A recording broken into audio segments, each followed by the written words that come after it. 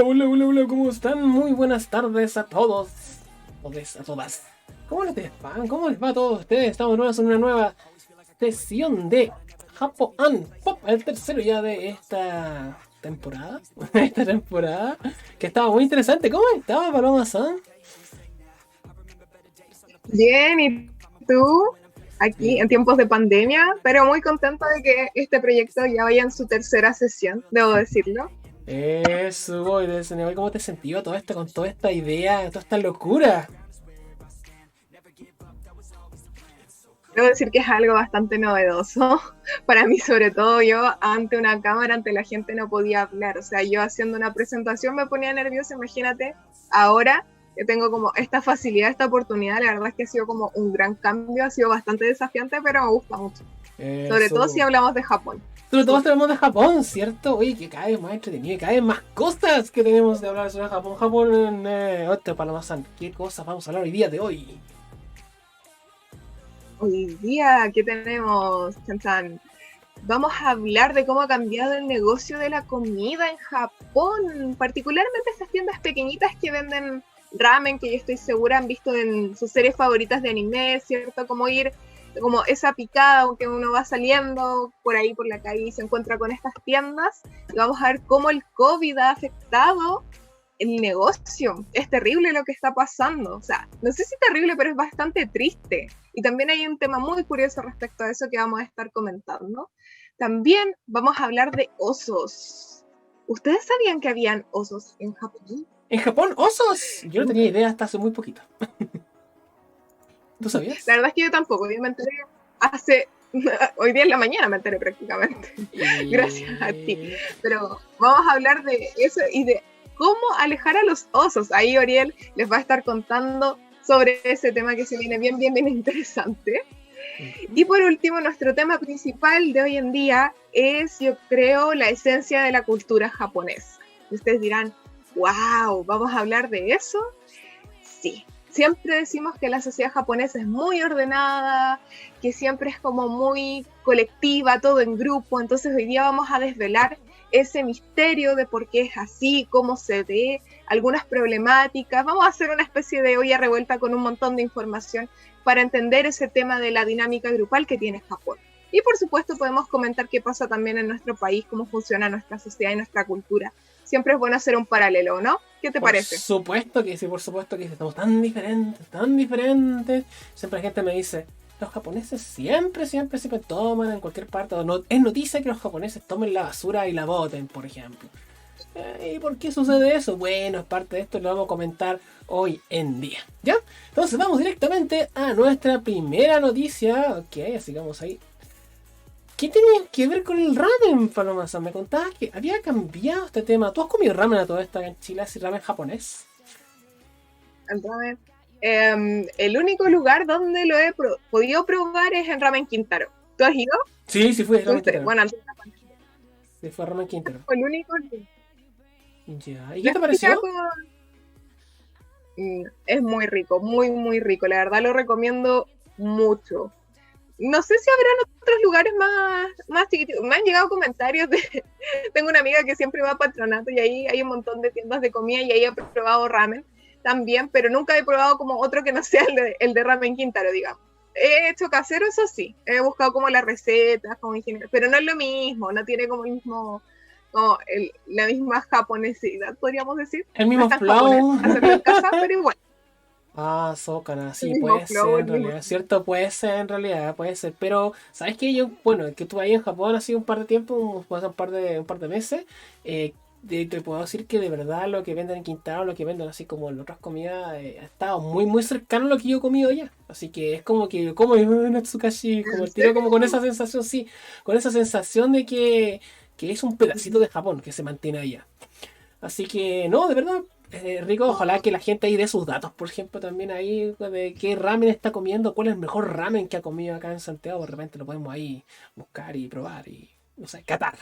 Catar. Oye, pero ¿qué está pasando en Japón con los ramen? ¿Qué tiene que ver Japón y ramen y pandemia? Cuéntame.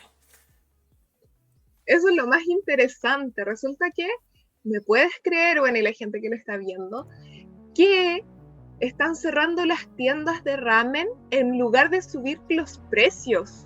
What? O sea, ¿cómo es esto? Sucede que la gente, por supuesto, por el tema de pandemia, sale menos, ya no es tan frecuente, ¿verdad? Antes las tiendas de ramen tenían por lo menos 500 clientes como en el día, en todo el tema había un porcentaje bastante significativo de asistencia, era como súper dinámico, súper movido. Y resulta que ahora con la pandemia, por obvias razones, la gente no sale de la misma forma y tampoco se puede ir a un local lleno, digamos, no se puede repletar un restaurante, y bueno, ustedes saben el tema de la distancia social y todo eso. Entonces, como han ido bajando los clientes, también han ido bajando los ingresos. Pero aquí viene lo curioso. Las tiendas de ramen prefieren cerrar, es decir, dejar sus servicios, cerrar sus tienditas, a subir los precios, porque eso sería cargarle la responsabilidad a los clientes. ¿Te lo imaginas? Wow, pues eso dicen, como dicen, Kyaku-sama wa Kami-sama da, ¿cierto? Como los clientes son dioses en Japón. ¿Y qué tan claro en esta situación? Pues, o sea, oye, ¿por qué pasa eso? ¿Por qué? ¿Qué onda con que el cliente sea tan más importante incluso el mismo negocio? No entiendo. Yo creo que es algo muy japonés, la verdad. Si tú me lo preguntas, no tengo una teoría ni algo que te pueda responder como respecto a eso, pero yo creo que es algo muy japonés y tiene mucho sentido eso como de pensar en el otro. O sea, ¿por qué voy a complejar al cliente con un problema que es privado, que no depende de él, sino como de la tienda en un contexto que está más allá de nosotros? Igual han habido tiendas que han tratado de subir algunos precios o porcentajes, han tratado de modificar los horarios, pero el problema es que los mismos funcionarios de las tiendas, las mismas personas que trabajan ahí le dicen a los jefes, pero ¿cómo estás subiendo los precios? O sea, es algo impensable. Y por eso han cerrado muchas tiendas. Cerca de un 10% de las tiendas totales han ido cerrando su comercio de ramen. Wow, mucho. O sea, y en paralelo acá, bueno, totalmente distinto, por cierto, aquí la gente imposible que pueda cerrar en pos de los clientes. No, jamás. Es como, hay una familia que mantener, hay muchas cosas en juego, pero en cambio en Japón, este tema del honor, yo creo que sí o sí, donde, claro, lo que marca mucho, o sea, dentro de esta situación, yo creo, ¿eh? Yo creo que sí. Depende mucho del tema del honor, la familia, el hecho de que, insisto, un problema privado, un problema que es como de la tienda, no tiene por qué pasar a los clientes y no por eso le puedo cobrar, no sé, si antes, por decir, un plato de ramen costaba 3.000 pesos, ahora se lo voy a cobrar a 5.000, haciendo una equivalencia imaginaria, pero se entiende, ¿verdad? No, como que se rehusan a la idea, no, es impensable. Así Oye, en que todo caso, esto no ha ahí, sido, esto caso no, esto no ha sido la primera vez que pasa. No sé si alguna vez supiste que había una empresa, hagamos cuenta, no sé, una empresa súper popular en Japón que vende helados, ya unos helados más baratos que hay. Y solamente subieron 10 yenes. 10 yenes. Y lo que hicieron es hacer un video en YouTube, así como disculpándose con toda la gente, así como toda la empresa, todo el jefe, el gerente, todo, haciendo como 1000 disculpas. Tuvimos que subir después, no sé, de 30 años, 10 yenes. Así que, de todo corazón, 1000 disculpas. Obviamente no cerró, pero qué gesto, qué gesto. pero qué triste. En todo caso, ese tema como de las disculpas públicas, ese referente que tú nombres yo no lo conocía, pero sí he visto mucho el tema de como de la vergüenza de pedir disculpas constantemente, grandes marcas, en revistas, en publicaciones, por cosas, no voy a decir por cosas pequeñas, pero por cosas que, si pensamos como en nuestra sociedad, en nuestra cultura, en realidad no son un gran tema, no es como una razón para disculparse, como de este lado del mundo, pero allá es como todo un tema esto de que no me vayan a malinterpretar, de que es como deshonra para tu familia, deshonra para tu vaca, como Mulan. Siempre me acuerdo de eso, como que hay una deshonra total. Siempre pienso en eso. Wow. Impresionante, ¿eh? Impresionante. ¿Te imaginas acá nos hubieran pedido así perdón por todo lo que nos han hecho en toda nuestra vida? Así. Yo creo que no terminarían nunca. No terminarían nunca, ¿cierto? Sí, no, impresionante. Aquí yo encuentro que Japón estuvo, o sea, está como es como un mundo para. Hay quien nos damos cuenta que es un mundo paralelo, así, definitivamente. La verdad es que sí. La verdad es que sí. Bueno, Bien, ojalá. yo creo que podemos pasar. No, cuéntame. Ah, creo que podemos pasar al otro tema. Es que ese tema de los osos me llama mucho la atención, entonces quiero saber qué pasa ahí con el tema, con este tema en particular. El tema de los osos, de los ositos. Bueno, acá estamos mostrando un poquito de la primera, no se me ha olvidado acá, que hay una imagen con respecto a los ramen aquí, de hecho que salió en la noticia original. Oishizone, pero acá yo sé que se puede. Bueno, aquí no va a cerrar nada, ojalá que no cierre nada, ¿ya? Y bueno, otro tema que te quería comentar para el día de hoy es el tema de... Oye, primero vamos a ubicarnos acá con el mapa de Japón. Ya, el mapa de Japón, de hecho está un poquito muy chiquito. Vamos a ver si lo podemos agrandar un poco más, porque quiero mostrarles muy bien de dónde estamos hablando. Ya, vamos a ver si lo podemos subir un poquito más, para que ubiquemos, porque mucha gente quizás no conoce como la geografía un poco de Japón, ¿ya? Así que aquí les vamos a comentar un poquito, aparte, aprendiendo de geografía. Pasamos con respecto a la geografía de Japón. Primero tenemos que ubicarnos que esto ocurre en un pueblito de Hokkaido, que Hokkaido está ahí en la punta de Japón. No sé si nos podemos mostrar el cursor, bueno, no importa. Pero si nosotros viéramos, ¿cierto? Si nosotros nos imagináramos la parte más al norte de Japón, esa como una especie de isla que hay arriba, de color naranjo, bueno, todo Japón es naranjo, es Hokkaido. De hecho, está muy muy cercano a Rusia, ¿ya?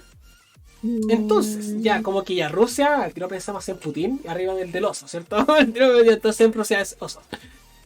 Y bueno, en Japón ya hay, bueno, últimamente había una especie de tendencia con respecto a los osos, ¿ya? Específicamente en la ciudad de Takikawa. Takikawa es un pueblito de Hokkaido que tiene 40.000 habitantes. Y la idea de ellos, ¿cierto? Que han tenido este problema de los osos desde abril más o menos. ¿Qué está sucediendo? Bueno, hay una escasez de bellotas específicamente en esta área. Entonces, ahora como están, bueno, ahora es otoño japonés, lo que está sucediendo es que los osos están tratando de salir para buscar alimentos y después hibernar. Y de hecho es algo así como netamente histórico, así como que, bueno, primero la falta de esta de ¿cómo se llama? De bellotas, y además que la está disminuyendo mucho la población. Los ositos están buscando comiditas en lugares donde están habitados. De hecho, desde abril se han reportado alrededor de 13.670 casos de avistamientos de osos.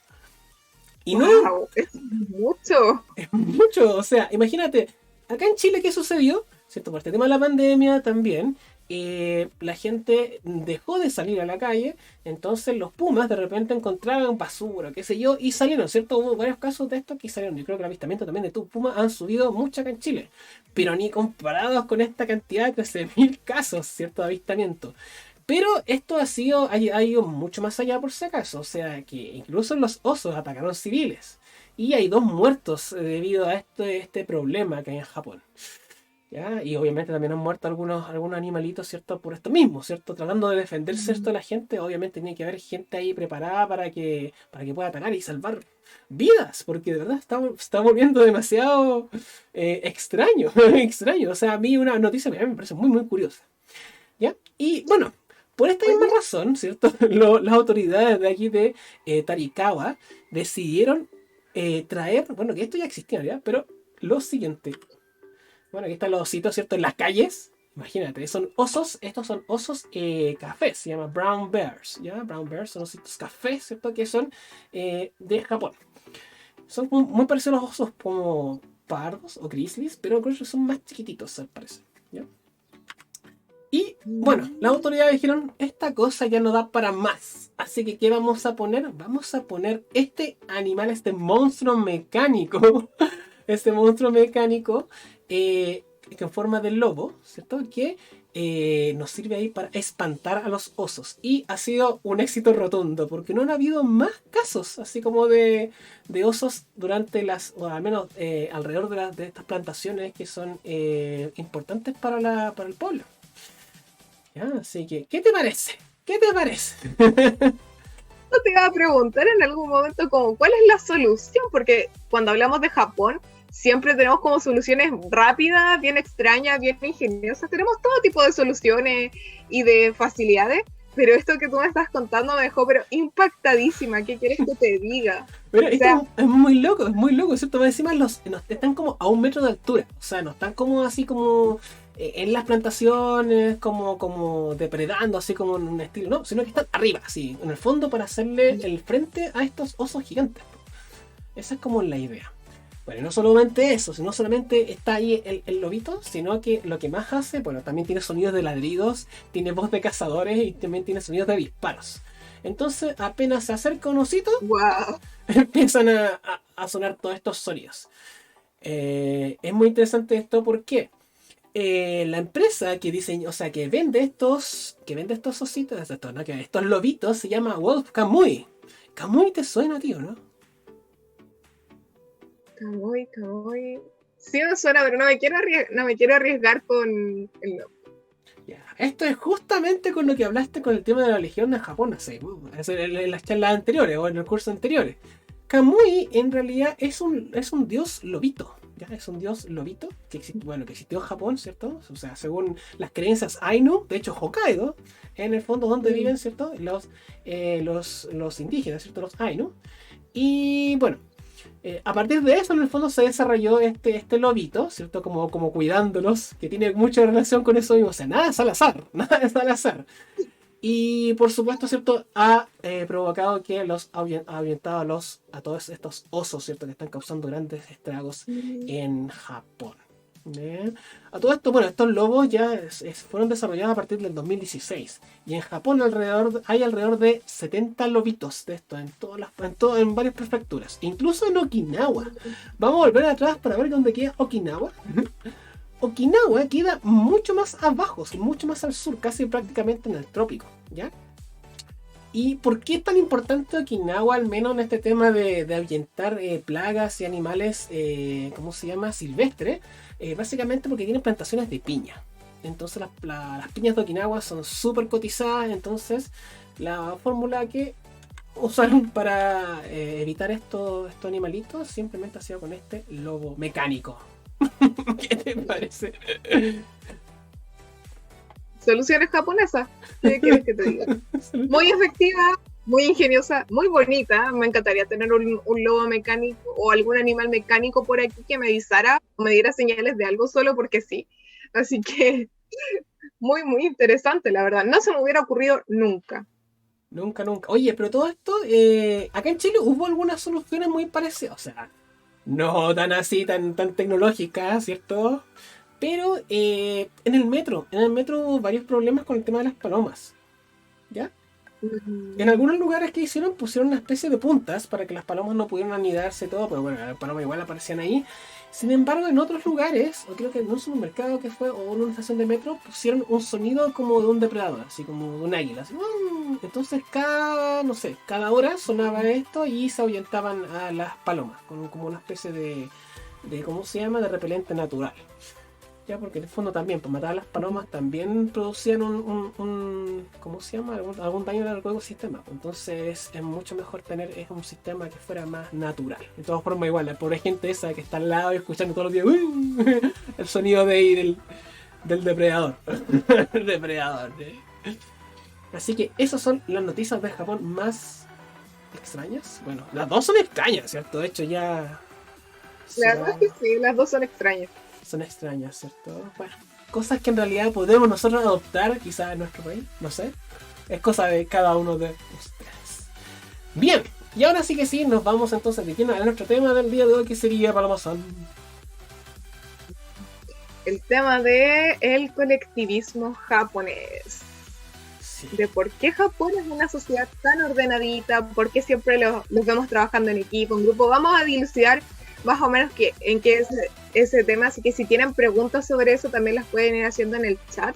Y por supuesto, Oriel, oriéntame un poco por dónde empezar, porque tú imaginarás que esto es una cantidad de información en mi cabeza en estos momentos que necesito un poco de guía para poder partir con este tema, que es bien complejo. Por supuesto, hay muchas cosas que comentar. Bueno, aquí primero te dejar una imagen de Boku no Hero, una serie muy exitosa antes de que llegara Kimetsu no Yaiba.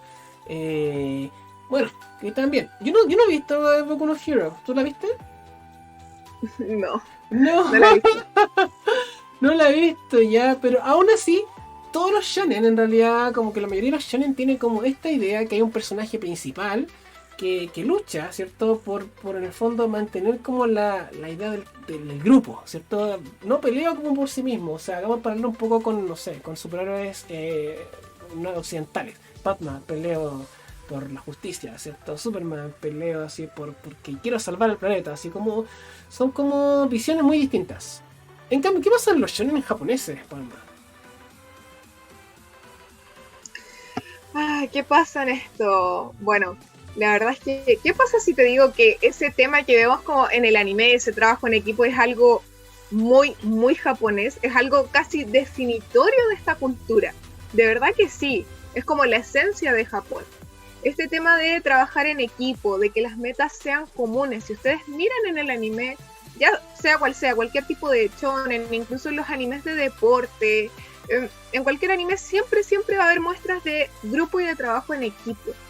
Y eso es porque la sociedad japonesa funciona de esa manera, desde que los niños y niñas son pequeños y pequeñitas. Es algo que es parte de la cultura, o sea, siempre trabajar en grupo y siempre, siempre las metas deben ser comunes. No es mi meta individual, sino que es mi meta, pero también la meta de todos los demás. Y por ende tenemos que trabajar juntos y juntas para ello. De hecho, si tú logras una victoria individual, está súper mal visto. No sé si te viene a la mente algún anime donde tú recuerdas un personaje. Siempre está este personaje como un poco egoísta en las series de anime, como medio solitario, que hace las cosas muy a su manera y que es mal visto por este tema como tan individualista. No sé si tienes algún anime en mente Por supuesto, que te ¿cierto? recuerde eso. Por supuesto, ¿cierto? Al tiro de mi cabeza, ¡pum! Dragon Ball, Vegeta, ¿cierto? Vegeta. O Naruto, Sasuke, ¿cierto? Son todos como outsiders, ¿cierto? Ahí, Del grupo, ¿no? así es. Bueno, ese es un ejemplo muy bien de que las victorias o lo que tú hagas de forma individual no es que estén mal, pero no es bien visto porque en realidad no estás haciendo la victoria en el grupo. Entonces ahí hay un problema. Y en general en Japón eso es mal visto. Las muestras de individualidad sí son mal vistas. Eso es como bien complicado ese tema. Es un poco diferente a lo que es acá la cultura occidental, la cultura chilena o latinoamericana, si queremos decirlo. Porque acá el individualismo no está mal visto. No sé, cuando digo individualismo no estoy hablando de ser ambicioso, ambiciosa, sino que de tener características definitorias, o sea, puede ser un tipo de personalidad, cómo se viste, la ropa que utiliza, la apariencia, qué sé yo, o sea, hay un montón de cosas. Cualquier cosa que te haga destacar en Japón, ya sea un tema como de personalidad o un tema de conducta o de ropa, de apariencia, va a ser motivo de cómo eres diferente. Te separamos un poquito, porque no eres como la norma, no eres parte del grupo. Tipo, de hecho, había visto ahí de repente casos en colegios donde habían, por ejemplo, niñas japonesas de repente que tenían así ciertos ancestros que eran, no sé, de otro país o qué sé yo, y tienen el pelito un poquito más claro, pum, vaya a tenerse el pelo, porque no, tiene que estar igual que todos, ¿cierto? Igual que todos. Oye, acá mira, hay una foto de Shin-chan. Shin-chan. Bueno, eso es una muestra de Shin-chan, por muy travieso que sea, pero si se dan cuenta, siempre como que hace todo con el grupo, con sus amigos, con sus amigas. De hecho, en ese anime se ve mucho el tema de, por ejemplo, esto de que los niñitos en Japón van solos al colegio. Bueno, no solos, no solas, pero se les suelta la manita desde temprana edad porque se pone la confianza como que en el grupo. O sea, todos y todas juntas, esos niños y niñas pequeñitas, pueden superar metas pequeñas. Y por supuesto hay un estudiante de un curso mayor que los ayuda. O sea, está como el cuidado, el trabajo, la cooperación, y los adultos que están en el camino obviamente también los vigilan. Pero se le da la sensación a los niños y a las niñas que hacen el trabajo entre ellos. Entonces, al colaborar se produce esta meta final que sería como llegar al colegio. Es como muy, muy bonito, lo encuentro súper tierno. Y en Shin-chan eso ocurre. Y bueno, no solo en Shin-chan, en cualquier anime donde haya como niños y niñas pequeñitas se va a mostrar eso porque es algo muy importante. Enseñarles desde temprana edad que si confían en el grupo, todo sale bien. Claro, exactamente, ¿cierto? Por eso siempre o sea, no solamente hablamos de grupos de amigos, sino que grupo familiar, hablamos de grupo, no sé, del trabajo, todo va en función así como del colectivismo, como de enjambre, ¿cierto? O como de hormigas, ¿cierto? Donde vivimos todos con esa idea. Fairy Tail también pasa lo mismo, por supuesto. Shonen, ¿cierto? Siempre va a suceder el tema de que hay un líder que no pelea en el fondo, o sea, todo como el anime en sí no pelea como con un objetivo que sea como individual, o sea, como que esto peleo por mí, sino es que como peleo por mí y por mis compañeros. Así me imagino siempre como Caballero Zodiaco, ¿cierto? Que está así en la última y sella y quiere pelear, pero salvar a Atena y a todos mis amigos, ¿cierto? Que están ahí sufriendo sin sentido, y los de sangre, qué sé yo. Y bueno, y acá vemos una imagen, ¿cierto? Del Japón. Pasamos un salto así como del anime, como se muestra, y del Japón como es realidad. ¿Hay algunas diferencias entre lo que se ve en el anime o lo que se ve en la vida diaria? ¿Habría un paralelo, no? Ahí al respecto. Pero por supuesto que sí, hay un paralelo. Bueno, hay muchos paralelos, pero me voy a limitar al tema de hoy día, que podríamos irnos para muchos lados. Pero hay similitudes en el tema del grupo. O sea, si tú miras esa foto, te das cuenta, están todos y todas iguales, con el mismo color, con el maletín. O sea, la persona el trabajador, la trabajadora, vamos al trabajo, pero no salimos. Si te das cuenta ahí, como que es muy difícil distinguir como quién es quién, en el sentido, como que todos y todas son iguales y parecieran que van al mismo trabajo, y puede que vayan a trabajos diferentes, en compañías diferentes, en lugares diferentes, pero siempre se van a ver como una masita muy ordenada y todos muy iguales. Entonces, ese tema del colectivismo, del trabajo en grupo, en el anime yo creo que es un poco más separado. ¿En qué sentido? En el anime se caracteriza muy bien, hay pelos de colores, hay chaquetas, hay ropa, hay rasgos más distintivos en los personajes. Hay claro. Pelo parado, qué sé yo, una habilidad especial, como ese tema. Pero en la realidad en Japón, si tú miras las fotos, no hay nada así. O sea, no hay, podríamos decir que no hay una identidad individual o que podamos distinguir, sino que es como una identidad común del trabajador y de la trabajadora. Eso mismo, claro, lo pensaba, o sea, estos son personas, claro, puede ser que sea totalmente gente de distintas empresas, distintos trabajos, vayan a distintos lugares, pero prácticamente la idea es no destacar, ¿cierto? Bueno, también hay un tema esto de no pasar a llevar al otro, entonces, mejor así. Ese punto, eso también es muy importante para que a la gente que nos está viendo lo tengan claro, que se pueden preguntar por qué estos están así. Y el tema de la paz y la armonía en Japón es súper importante. O sea, vivir de una manera en que yo no perturbe al otro. Es como, se respeta mucho esto de mis derechos terminan donde empieza la libertad de un otro. O sea, todo lo que yo hago en mi cotidiano vivir, si yo no expreso sinceramente lo que pienso, si yo no actúo de tal manera, no soy tan directo, es porque estoy respetando que puedo herir la susceptibilidad de la persona que está al lado. O sea, ese tema de la armonía es como súper importante. Siempre se va a ir por la paz, siempre se va a optar por eso, por mantener la paz, la armonía, y en épocas de conflictos súper duras, eso históricamente se ha demostrado. O sea, un ejemplo es el tema de las guerras mundiales y lo que pasa después de las bombas atómicas, y yo lo nombro como un ejemplo, nomás no me voy a meter ahí, pero de ahí se vela por la paz, la armonía, la paz, la armonía, la paz y la armonía, que eso no se rompa, porque Japón tiene una historia donde eso muchas veces se rompió y de forma muy brusca. Entonces ahora Japón dice no, todo en pos de la paz, o sea, todo por la paz.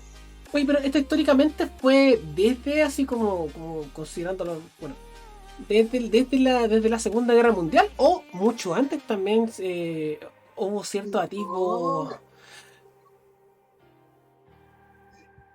Fue mucho antes. ¿Ya?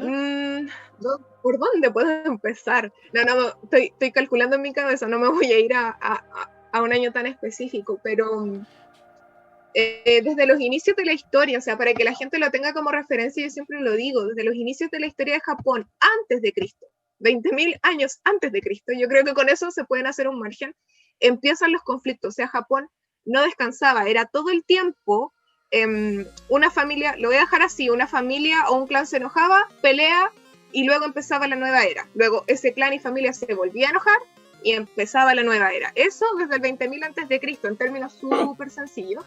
Entonces, imagínate cuánto tiempo pasó Japón con esta historia como de altibajos, hasta que llega una época por el 1600 donde ya no se daba para más, sobre todo porque ahí empiezan las guerras civiles, un periodo muy conocido que está como en videojuegos, anime, que es el Sengoku, por si alguien lo quiere saber.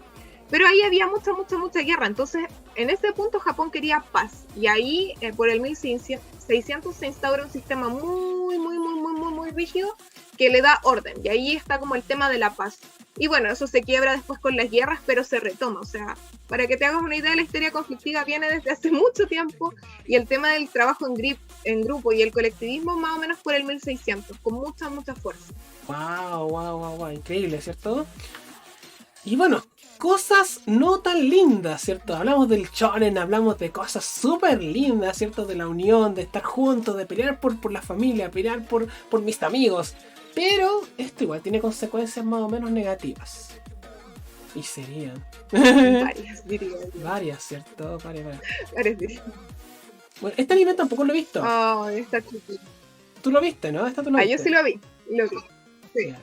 Sí, pero ya me siento como old school hablando de este anime porque no sé si es tan popular hoy en día, pero lo fue. Cuando salió, viví como todo el tema de que era muy popular. A mí en lo personal no me gustó mucho, pero lo vi porque en ese tiempo veía mucho anime. Entonces dije, bueno, es famoso, están hablando de este anime aquí y allá. ¿Y cómo se llama todo esto? ¿Cómo se llama? Para que la gente no lo conoce ahí. Se llama Watamote. Tiene un nombre más largo, pero la abreviación es Watamote. Así que si alguien lo quiere buscar. ¿Y de qué se trata, más o menos? Pero bueno, ahí en la foto sale esta chiquilla. Y básicamente la historia es de ella, pero ella vive mucho en un mundo de cultura popular y de fantasía. Es como una exacerbación de la mala percepción que se tienen de los otaku. Con eso yo creo que se puede hacer una imagen muy mala. Esto es como mitos de que los otaku viven en un mundo de fantasía, no viven en el mundo real, o que juegan Yu-Gi-Oh! Y se imaginan que salen monstruos. Hay el tema del fanatismo y que son personas muy introvertidas con dificultades de hacer amigos. O sea, esta chica no vive en el mundo real y tiene muchas fantasías en su cabeza y se cree, digamos, como muy cool por ganar una competencia de cartas con su hermano pequeño, por ejemplo. O sea, no tiene amigos, ni amigas, no se puede adaptar al grupo y la segregan un poco porque ella es muy tímida. De hecho, hay muchas escenas donde la chica intenta como entablar algún tipo de conversación con las niñas que le rodean en su curso y no puede, no, y tiene el pelito en la cara, no se ve tan bonita como ahí, sino que le aparecen esas rayitas como en los ojos, esas como rayitas tenebrosas, como de fantasma con insomnio, porque no duerme por estar jugando videojuegos, qué sé yo. Entonces al final esta chica tiene muchos problemas y al final queda fuera del grupo. Y bueno, se toma de una forma súper exacerbada como esta identidad otaku. Yo creo que, y en el mal sentido. No sé si habrá sido intencional o no, pero a mí me dejó esa impresión. Esa es una opinión totalmente subjetiva, por si acaso. Interesante. ¿Cierto? Entonces, claro, hay consecuencias que son inesperadas con respecto a esto, ¿cierto? Por ejemplo, acá tú me comentabas de esto que aparece acá, de estos niñitos, ¿cierto? De estos niñitos que empiezan a sentir como esa desazón, como esa... como sentir como que son un poquito diferentes y los demás también tienen esa percepción de que son diferentes y empiezan a dejarlos de lado. ¿Cómo se llamaban estos personajes, estos niñitos? Los Futoko. Los Futoko. ¿Cierto? Y esto también, ¿por qué nace la consecuencia de esta idea de grupo? ¿Por qué? ¿Cuál es el origen de esto? Yo creo que es imaginar el sentir un montón de presión, pero no una presión solamente como propia, sino una presión del hogar, una presión de la familia, una presión de la escuela, una presión que viene del colegio, de los compañeros y compañeras, de los profesores y de las profesoras, o sea, te toman de todos lados, es una presión en cada parte porque tú tienes que encajar y ser lo que se espera de ti en cada grupo social en el que te mueves. Entonces, primero en la familia tienes que cumplir el rol familiar, el ser el hijo, la hija, qué sé yo. Después en el colegio, tener las buenas notas. Y cuando tú eres pequeño en Japón, eso es lo que se espera de ti precisamente. O sea, que te vaya bien en el colegio y que además seas una persona integral. O sea, que tengas amigos, amigas, actividades extracurriculares. O sea, desde muy pequeñitos, muy pequeñita está como esa exigencia. Y por supuesto, hay niños y niñas que esa presión no la pueden llevar. O puede ser porque a lo mejor tienen un rasgo de personalidad diferente, son más tímidos y tímidas, son más introvertidos e introvertidas, les cuesta ser amigos o amigas, sucede mucho, eso es algo totalmente normal, pero eso te aleja del grupo. O sea, si notan en ti que tú no te adaptas, que tú no puedes seguir el ritmo, eso quiere decir que tú no eres parte del grupo. Y los futocos son precisamente estos niños y niñas que experimentan esa segregación social y que a veces son molestadas, hay bullying de por medio en los peores casos, y al final los padres los retiran del colegio. Esa es como la solución. Es un periodo de un mes, no, porque el niño o la niña empieza con los síntomas de no querer ir a clase, y eso se prolonga tanto hasta cumplir un mes, y ahí se denomina futoco, es decir, un niño o una niña que decide aislarse como de forma voluntaria, al igual que los hikikomori, de los que hablaremos un poquito más adelante, pero en versión pequeñita. Y es súper complicado. Y pues imagínate también, o sea, la gente tampoco nos hace la idea de que en Japón existen, no sé, las salas de clase también hay como 40 alumnos, los profesores así también tienen que tener distintas necesidades, y los niños cuando son muy chiquititos también tratan siempre como de destacar mucho. Siempre está como esa idea también, o sea, como de mostrar sus rasgos individuales. De hecho, tú cuando conoces a niños chiquititos así japoneses, todos tienen algo especial, así como que igual que, bueno, como cualquier persona en realidad, pues. Pero hay un momento de repente cuando entran a la pubertad, cuando entran así como a la enseñanza, entre comillas, media, que sería como más o menos como el sexto básico o sexto de primaria, en donde tienen que hacer este cambio, esta transición como ya de no niños, ya no son niños, entonces ustedes ya son casi adolescentes, ya casi adolescentes. Y en esa transición es cuando los niños se empiezan a apagar mucho. Me da un poquito de penita, así como que ya ustedes bueno, son de sexto básico y ya tienen así como, tienen otro nivel, tienen otro estatus, entonces ya de ahora en adelante, de hecho, calza justo más o menos con la edad que están tomando, pues de hecho. Así como alrededor de cuánto, de no sé, 12 años, ¿cierto? Y Más o menos. es cierto, más o menos. Entonces a partir de eso ya se tornan de otra, como con otra con otra personalidad. Es muy interesante. Los hombres, sobre todo los hombres al principio, que son súper locos, que les gusta jugar, así como típico de cualquier niño. De hecho, los niños son igual que en todas partes del mundo. Pero después de esa época, como que se empiezan un poquito como a apagar entre la edad del pavo y todo eso. Pero, y aquí también, o sea, más encima toda esta presión en el fondo de tratar de hacer todo lo que hace el grupo, de estar como conectado, ¿cierto? Tienes que estar obligadamente conectado con tus compañeros, así como una obligación social. Ahí también como que empieza a generar también algunos roces dentro de la adolescencia, ¿ya? Y ahí encontramos estos casos que aparecen acá, ¿cierto? Esto un poquito también, Sí, totalmente. ¿cierto? Sí. No, dale, no, sí, que no te escuchaba bien, por eso. Ahí están los casos de los hikikomori, por ejemplo. Esto es súper preocupante, la verdad, porque el tema de ser hikikomori, para quienes no saben, hikikomori es una persona que decide recluirse de la sociedad, deja el trabajo, deja el colegio, deja lo que esté haciendo, bueno, no el colegio, digamos universidad, los estudios, lo que sea que esté haciendo, o sea, cualquier actividad social fuera de la casa la deja y se encierra en su habitación por un periodo, hasta donde yo tengo entendido, de 6 meses, un año. O sea, esa es como la intención, como recluirme, descansar un poco de la sociedad, y la madre les va a dejar la comida a la pieza, o sea, ni siquiera salen de la pieza, nada, y acumulan cosas. Algunos se mantienen en el hogar y otros deciden simplemente irse y rentar un departamento, una pieza, y se quedan ahí, pero no salen. De hecho, hay unas hermanas que hacen voluntariado, que son las hermanas de alquiler. ¿Habías escuchado hablar de ellas? Las Nunca. hermanas de alquiler. No. ¿Qué hacen? ¿En serio? No. Las hermanas de alquiler son un grupo de voluntariado de chicas que tratan de entablar una relación, un vínculo con los hikikomori para reintegrarlos a la sociedad. Es totalmente voluntario. Ellas como van a visitarlos, por decirte, una vez a la semana y les llevan toda la comida. Ahora hay hikikomoris y hikikomoris. Algunos permiten que sea una vez a la semana y otros permiten que sea una vez cada 2 semanas, una vez al mes. Es súper relativo y depende de la persona y de qué tan afectado o afectada esté.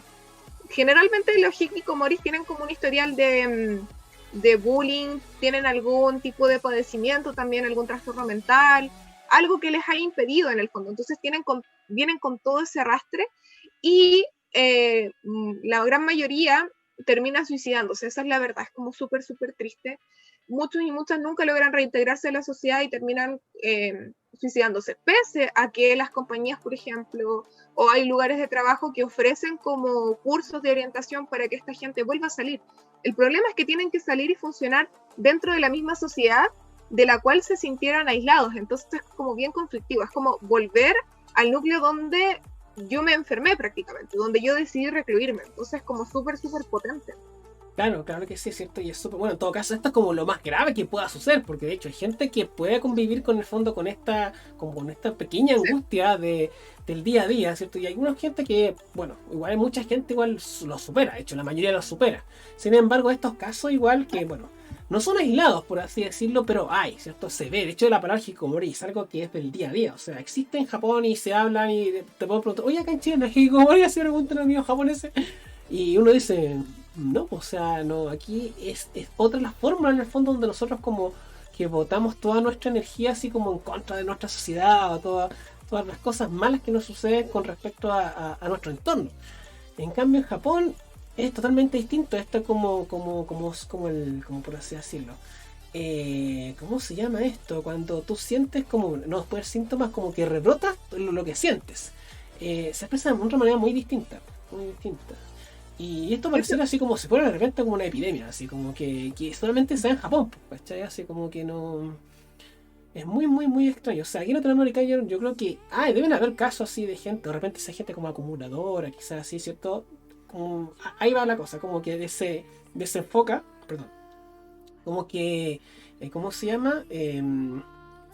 ¿Cómo es la palabra? Se me olvidó. Es una palabra psicóloga, como con la psicóloga, entonces ya siempre me dice estas palabras como más técnicas, pero en el fondo la forma de explotar que tienen los japoneses es muy distinta a la que tenemos nosotros los latinoamericanos. Por ahí va mi tema, ¿cierto? Entonces por eso se desarrolla esto que vemos acá, que prácticamente lo vemos solamente en Japón. De hecho, quería aportar algo con eso antes de que se me fuera. Lo preocupante de los hikikomori es que cuando esto empezó como por la década de los 80, los 90, eran muy pocos los casos. Y era con gente que tenía 35, 40 años, por ahí. Pero ahora hay hikikomoris que fácilmente pueden tener 16, 17 años. Eso es preocupante y las cifras van ya como más del millón. O sea, como 1 millón aproximadamente. Igual es harto. Es harto. Y lo otro que te iba a comentar es que sí existen hikikomoris fuera de Japón. Sí se produce. ¿Ya? En menor medida, pero sí se produce. En España hay casos registrados y en algunas partes de Europa también. No sé si esto me apareció como de pasadita, no lo estudié en mayor profundidad, pero sí me ha parecido que está como el testimonio de que hay, pero son casos, claro, como tú dices, mucho menos. Ahora aquí en Latinoamérica propiamente tal, no sé, de eso no me he topado, pero en España y lo que es Europa sí sé que han habido casos, pero bueno, son como casos bien aislados. Entonces tiene que ver quizás de repente con este tema de estar inmerso en una cultura del primer mundo. O sea, estos son problemas del primer mundo, definitivamente. Yo creo que sí. Creo que sí, ¿cierto? Bueno, lo interesante esto también, bueno, que para también aportar con respecto a esto, o sea, en realidad todo este tema de la enfermedad mental en Japón no es algo así como tan ávido, así como existe acá, que uno puede ir y tomar al psicólogo y a veces algunos gratis, incluso ahora las municipalidades están dando así como programas para que uno pueda ir por el tema de la pandemia, pero en cambio en Japón, así como que una enfermedad mental es algo que hay que mantenerla como un tabú, o sea, no es algo como me siento orgulloso, no sé, o sea, nadie se puede sentir muy orgulloso de un tipo de cierto, pero acá al menos es como un síntoma de lucha, en cambio en Japón como que hay que esconderlo, ¿cierto? Es como... Así que acá vemos ahí, ¿cierto? Este tema que es muy triste en realidad, muy triste. Oye, ¿por qué está aquí el Sensei?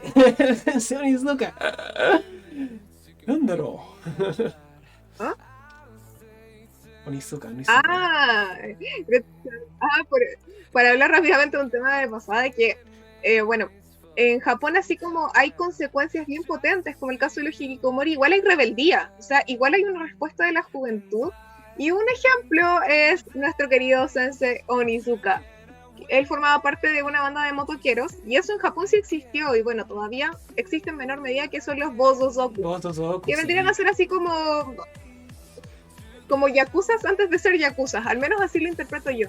la mayoría de la gente que empieza como a formar parte de pandillas y de este tipo de bandas, al final se reintegra en la yakuza porque están cansadas de como esta sociedad tan esquematizada, entonces empiezan a desobedecer cosas tan fáciles como una orden del profesor, de la profesora, luego cosas más, un poco más grandes como, no sé, sacar algo del supermercado, sin pagarlo obviamente, y ya después viene el quebrantamiento de leyes, y la yakuza dice, esta muchacha tiene habilidad, traigámoslos para acá. Y ahí se rompe un poco este esquema. Claro, de una forma bien violenta, ahora no sé si decir que es bueno o malo, pero se produce este fenómeno como de responder ante esto tan esquematizado.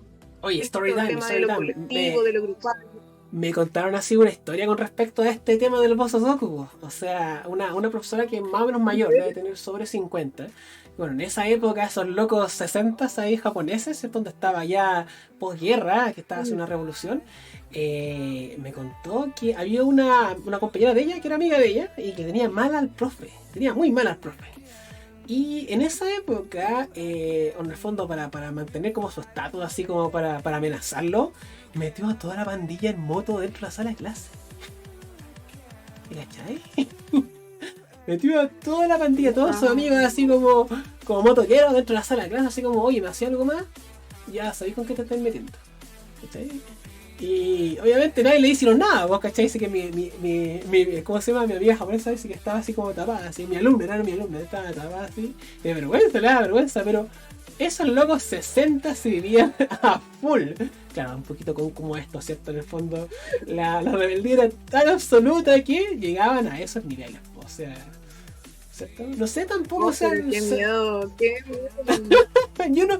Cosas locas me han contado de colegios, pero ese encuentro que igual se fue a otro nivel, O sea, acá ni en Latinoamérica, ni en Latinoamérica. Aquí estamos con parte nuevo de... Oye, gran anime, Sensei Onizuka, ¿cierto? Gran anime. Y aquí está, ¿cierto? Como contaba, ¿cierto? Los yakuza, ¿cierto? Todos terminan así al final. Toda esta gente rebelde, así como medio yankee, si terminaban acá en la yakuza. Como ustedes tienen el talento aquí de rebelde, así que... Venga para acá. Por un lado también encontramos esta otra que es como entre moda, tendencia, tribu, una cuestión súper extraña, ¿o no?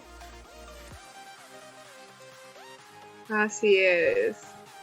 ¿Te refieres a los Yami Kawaii? Yami Kawaii, o sea, buscamos la puridad con lo lindo. En realidad significa, la palabra Yami Kawaii significa enfermos adorables. No sé si te lo puedes imaginar de alguna manera, o la gente que está viendo esto. Es bastante extraño. Debo decir que a mí particularmente esta moda, esta tribu urbana, me gusta como el tema estético, pero el trasfondo la verdad me da mucha pena. No, sí, porque... ¿Qué te imaginas tú que es Yami Kawaii? ¿Qué tratan de hacer? De mostrar como la tristeza, así como una especie como de emo, mostrar la hermosura de la tristeza, no sé, alguna cosa, ¿no? ¿Estoy lejos? Estoy chamullando. Va por ahí. Soca. Va por ahí. Va súper bien.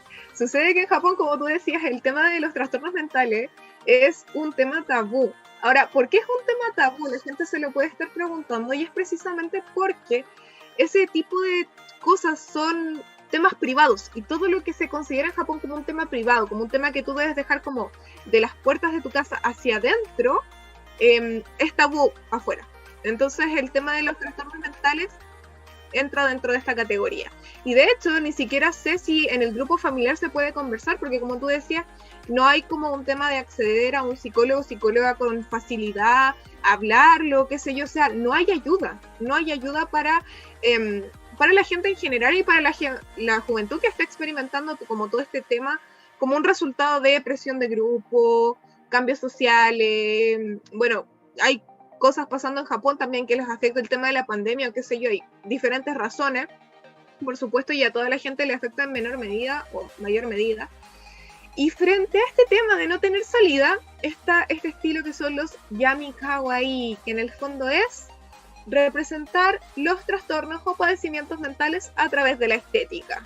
Eso es. O sea, imagínate. Y es súper adorable por fuera, con el tema rosadito, siempre con tonos muy pasteles. Tiene sus variaciones con algo de negro, qué sé yo, pero tú te puedes encontrar fácilmente a una persona con rosaditos pasteles, pero que tiene dibujos de cortes en la muñeca, que tiene collares de sangre en el cuello, que tiene pistolas, que tiene objetos punzantes, maquillaje con moretones, como está el chico de ahí en la pantalla, y la chica ahí a la derecha también. O sea, en el fondo te están diciendo, sí, me veo súper adorable, pero no estoy bien. Caso clínico esto es como caso clínico, ¿eh? Wow, Así es. wow, qué impresionante, qué impresionante.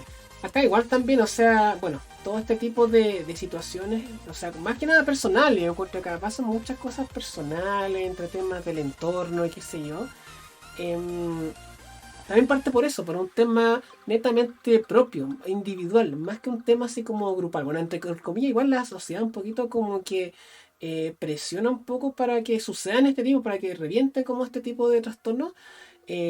Pero al menos en Japón, ¿cierto? Es mucho, encuentro que es mucho más, por así decirlo, más fuerte, como que se siente un poquito más. O sea, como que explota de una manera mucho más así como escandalosa que acá. De hecho, mucha de la gente que forma parte de los Yami Kawaii ha intentado suicidarse no solamente una vez, sino que tienen varios intentos de suicidio. Hay muchas celebridades que lo han confesado, que lo han dicho como a voz abierta y han causado mucha polémica. Y dicen que dentro de como de esta tribu urbana encuentran como refugio y consuelo. O sea, como que es muy violenta la imagen, o quizás muy agresiva, en términos como de que es chocante, es fuerte, pero que les da como una especie de consuelo. Ya no hay, bueno, lo emo quizás podría haber sido, pero no sé si tampoco llegan tan al límite, yo encuentro.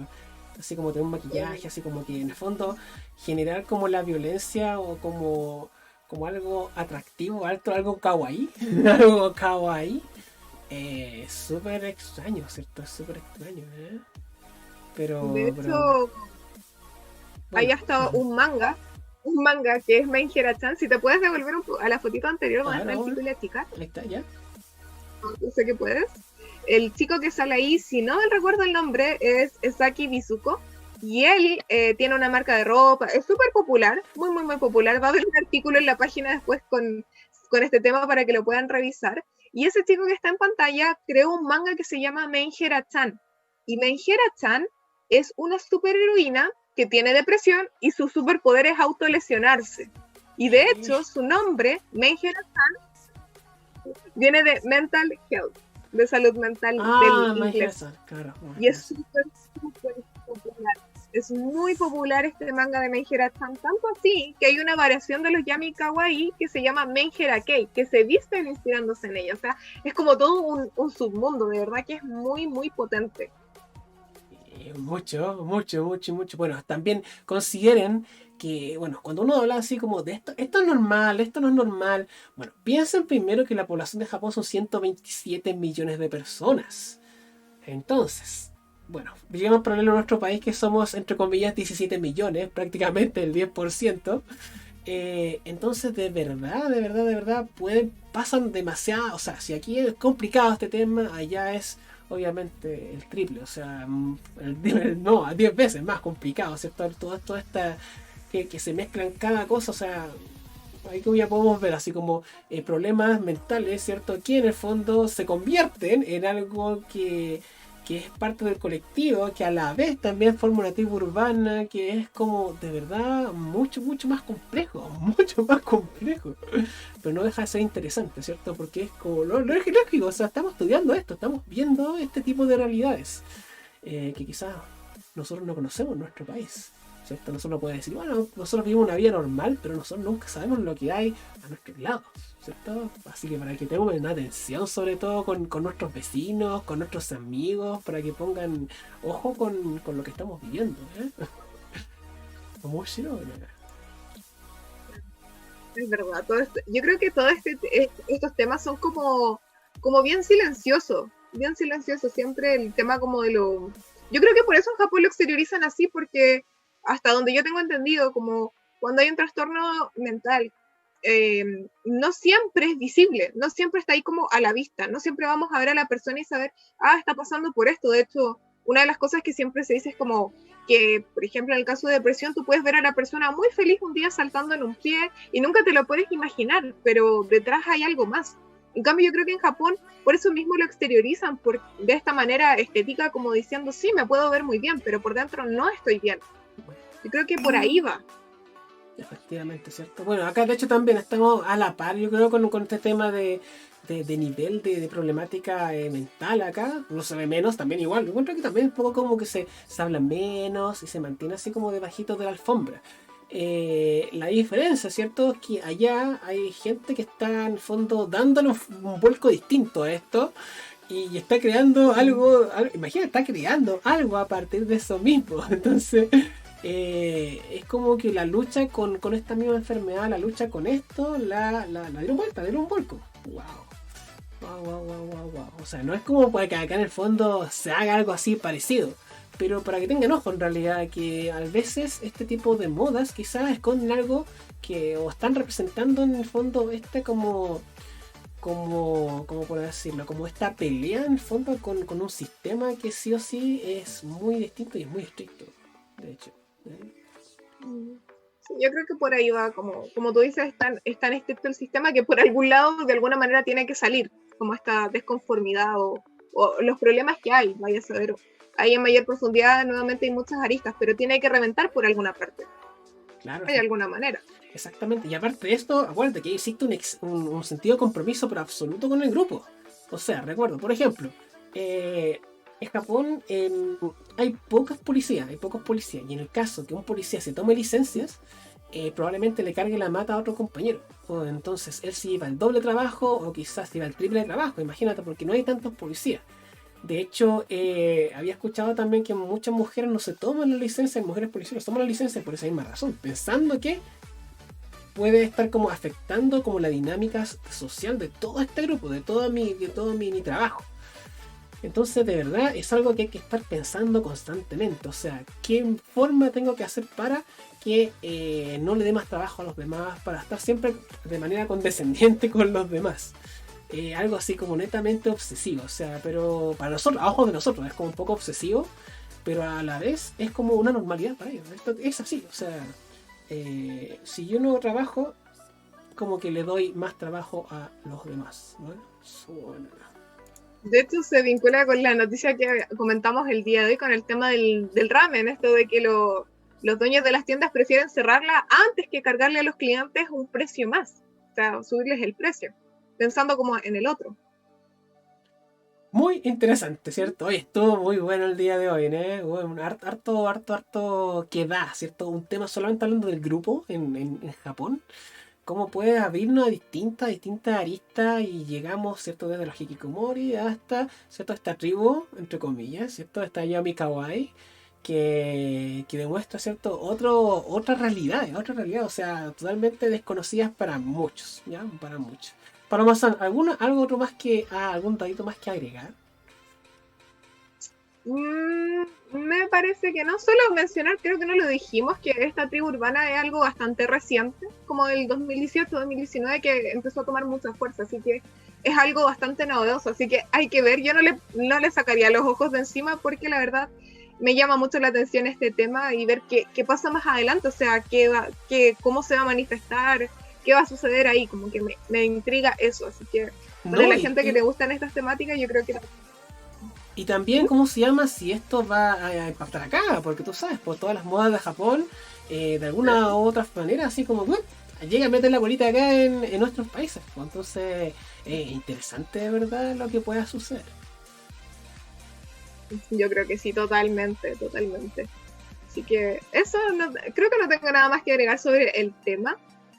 Ha sido bastante complejo, pero también muy entretenido como dilucidar todas estas aristas de la cultura japonesa, que en realidad como nos fascina, hay que decirlo, nos fascina. Exacto, y cada vez nos sorprendemos. Entonces, como que nosotros a cada rato uno puede decir, ya, estamos en esta altura, perdimos la capacidad de asombro, pero siempre van saliendo más y más y más cosas. Entonces, de verdad, es como que es súper interesante seguir estudiando y buscando noticias y aprendiendo de Japón. Solamente imagínate, de un solo país, aprendo de un solo país. Imagínate si aprendiéramos cosas de Argentina o de Brasil. Así que para todos los que están ahí, por favor, también sigan estudiando lo que ustedes quieran, todas las culturas que quieran. Eso es maravilloso, o sea, como tan apasionante y tantas cosas que vamos a descubrir que definitivamente esto también impacta mucho en nuestras vidas, ¿cierto? Que no somos los mismos que antes, ¿no? O lo más Totalmente, totalmente. Yo siempre lo voy a contar como anécdota. Yo solamente quería saber cómo se escuchaba la música japonesa, música como de grupos japoneses. Y bueno, aquí estoy. Así inició todo. Así inició todo, así que bueno, pues estamos en la hora ya. Oiga, Paloma-san, de nuevo un abrazo gigantesco. Qué maravilloso, ¿cierto? Este tema, de verdad, solución. Mucho conocimiento, usted sabe mucho, mucho, y es muy como acá con todos estos temas de cultura, de tribus, de historia japonesa. Así que yo estoy muy, muy feliz de aquí de tenerla como partner en este programilla. O sea, bueno, toda la gente que estuvo acá viéndonos, ¿cierto? Muchísimas gracias, muchísimas gracias. Va a estar todo esto, por supuesto, ya en un ratito más. Vamos a subirlo a YouTube para que pueda estar asequible y conozcan más sobre Japón y todas estas cosas interesantísimas que vamos descubriendo y redescubriendo en el día. Ya, así que Paloma, me despido. Muchísimas gracias por todo. Gracias a ti, de verdad. Disfruto mucho estas instancias de poder compartir, hablar de Japón y también darle a la gente otras perspectivas o hablar de temas que a lo mejor, como tú dices, una no, aprende cosas nuevas todos los días. Así que yo encantada. Así que bueno, nos vemos entonces. Muchas gracias, Paloma-san. Hasta la próxima semana. Así que atentos. Cuídense mucho. Y nos vemos. Chau, bye bye.